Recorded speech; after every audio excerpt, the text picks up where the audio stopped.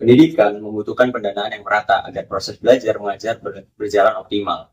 Dana sekolah berasal dari BOS, BOP, atau DAK daerah, dan partisipasi masyarakat. Faktanya, distribusi dana tidak merata, sehingga fasilitas kualitas pembelajaran dan kesempatan belajar antar sekolah menjadi timpang. Ketidakmerataan ini berkaitan erat dengan nilai keadilan, kemanusiaan, dan persatuan dalam Pancasila. Permasalahan utamanya adalah dana tidak merata antar sekolah, transparansi dan pelaporan keuangan rendah, kemampuan manajemen sekolah tidak merata, rendahnya pengawasan dari masyarakat atau komite sekolah. Bagian ini, kita akan membahas analisis masalah terkait ketidakmerataan fasilitas dan pengelolaan dana di sekolah. Yang pertama, bentuk ketidakmerataan terlihat dari fasilitas yang tidak lengkap seperti laboratorium, komputer, serta ruang kelas yang rusak. Selain itu, dana seringkali tidak digunakan sesuai prioritas, dan tidak ada laporan penggunaan dana yang benar-benar jelas serta terbuka. Yang kedua, terdapat beberapa faktor penyebab, mulai dari manajemen administrasi sekolah yang tidak merata, kebijakan anggaran daerah yang berbeda-beda, hingga kondisi sosial ekonomi masyarakat sekitar sekolah. Nah, letak sekolah yang terpencil juga membuat akses bantuan menjadi sulit.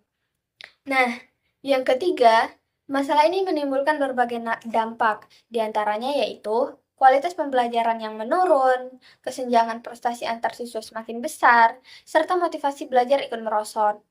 Pada akhirnya, terjadi ketidakadilan dalam kesempatan memperoleh pendidikan yang layak. Setelah analisis masalah, terdapat penyelesaian masalah. Penyelesaian masalah terdiri dari 3 jenis solusi. Yang pertama, solusi jangka pendek, yaitu menyusun laporan keuangan terbuka dan mudah diakses, seperti papan informasi dan website. Menyegerakan cairnya dana, BOS atau BOP untuk kelancaran kegiatan belajar. Melakukan audit internal dan eksternal secara berkala. Membentuk tim pengawasan dana sekolah yang melibatkan komite dan orang tua.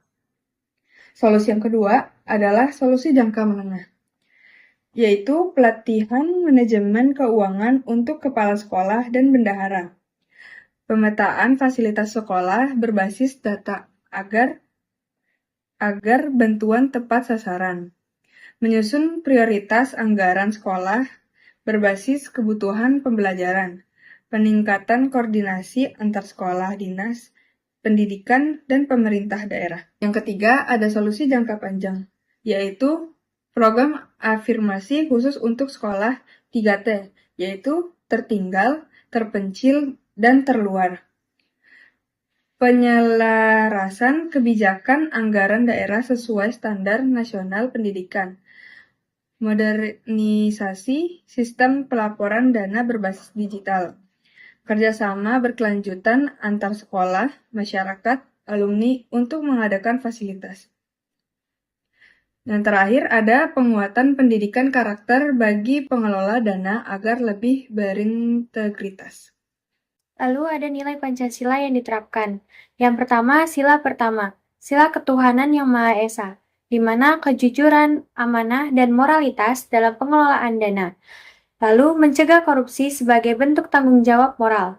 Lalu yang kedua ada sila yang kedua, yaitu sila kemanusiaan yang adil dan beradab, yang dimana memberikan fasilitas yang adil bagi semua siswa tanpa memandang wilayah, menghindari perlakuan diskriminatif dalam distribusi anggaran. Yang sila yang ketiga, yaitu sila persatuan Indonesia, ada 2 poin, yaitu yang pertama itu pemerataan dana untuk memperkecil kesenjangan sekolah, kota, dan desa.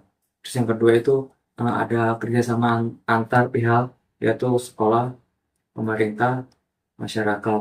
Nah, itu untuk demi kualitas pendidikan nasional. Terus lanjut yaitu yang nilai Pancasila yang keempat, sila kerakyatan yang dipimpin oleh hikmat kebijaksanaan dalam permusyawaratan perwakilan.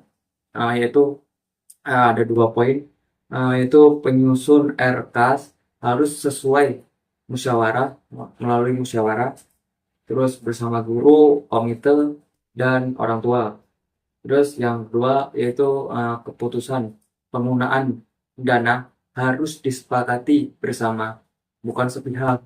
Jadi harus bersama-sama, jangan cuma satu pihak doang. Nah, terus itu yang sila yang kelima atau yang terakhir yaitu sila keadilan sosial bagi seluruh rakyat Indonesia. Yaitu pemerintah pemerataan fasilitas, eh, kesempatan belajar, dan anggaran di seluruh daerah. Terus yang terakhir, dana pendidikan harus memprioritaskan sekolah miskin, terpencil, dan yang tertinggal. Jadi jangan hanya cuman yang sekolah yang ternama doang yang tinggi, tapi kita juga harus memprioritaskan sekolah yang miskin, terpencil, dan yang tertinggal supaya ikut maju juga. Assalamualaikum warahmatullahi wabarakatuh. Selamat pagi teman-teman. Di sini kita sedang bersama Pak Saibani dari eh, salah satu sekolah yang kami tuju dalam penelitian ini. Jadi di sini izin Pak Saibani, kami ingin bertanya tentang menurut Bapak apa pengaruh ya ditiadakannya komite di sekolah ini Pak Saibani? Untuk pengaruh komite ditiadakan di sekolah ini jelas berpengaruh, khususnya untuk kegiatan-kegiatan di sekolah yang dahulunya bisa dibiayai oleh komite, saat ini sudah tidak ada lagi kegiatan karena sudah tidak ada lagi komite. Pengaruh yang kedua, siswa semakin semau-maunya sekolah karena mereka merasa sekolah ini gratis 100%. Jadi mereka niat sekolahnya sudah sangat kurang karena mereka merasa tidak membayar lagi sekolah. Itu yang kedua. Nah, yang ketiga pengaruhnya yaitu untuk berkaitan dengan fasilitas atau penunjang-penunjang kegiatan pembelajaran yang lainnya. Apakah dana di sekolah sudah cukup merata? Untuk aliran dana di sekolah itu sudah cukup merata, khususnya di sekolah kami. Jadi apapun yang terpenting terdapat laporan pengajuan dana, laporan pertanggungjawaban dana itu dialirkan secara merata kepada semua kegiatan atau semua eskul yang akan diadakan oleh peserta didik. Menurut Bapak, apakah fasilitas di sekolah sudah terpenuhi? Kalau untuk fasilitas di sekolah SMA 15 khususnya secara umum sudah terpenuhi. Namun ada beberapa kelas yang memang menggunakan ruangan laboratorium. Nah, karena saat ini sekolah kami sedang melaksanakan pembangunan rehab 4 kelas dan pembangunan dari bantuan pemerintah sebanyak 3 kelas guna memenuhi kebutuhan fasilitas kekurangan ruangan kelas tersebut.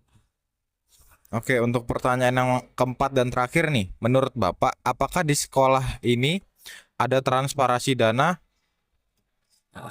Di sekolah kami, transparansi dana itu sudah pasti ada karena setiap akhir tahun diadakan laporan penggunaan dana sekolah oleh pihak yang berwenang kepada para guru dan keluarga besar. Jadi transparansi dana itu siapapun tahu tentang dana tersebut digunakan untuk apa, sisanya berapa, kurangnya berapa. Oke, mungkin sekian saja pertanyaan dari kami, Pak Saibani. Terima kasih atas waktunya. Assalamualaikum warahmatullahi wabarakatuh. Kesimpulan yang bisa kita dapat adalah ketidakmerataan dana pendidikan merupakan masalah struktural yang mempengaruhi kualitas pembelajaran dan keadilan pendidikan. Faktor utamanya itu berasal dari manajemen sekolah, kebijaksanaan daerah, kondisi sosial ekonomi, dan kurangnya transparansi. Menyelesaikan masalah ini membutuhkan sinergi sekolah, pemerintah, masyarakat, dan komite sekolah.